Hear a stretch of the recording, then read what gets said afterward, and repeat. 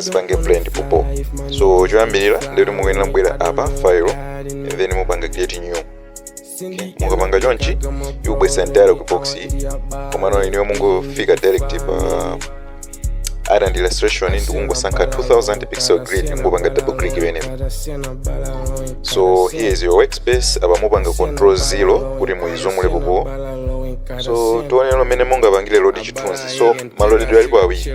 Muthaupita ku destination folder like this. Yeah. So musankha chithunzi chimene mufuna muchilode no workspace ipo. So ndimanena zoti mwachisanzo ngati chithunzi ngati you can simply just click, drag and drop up. Okay.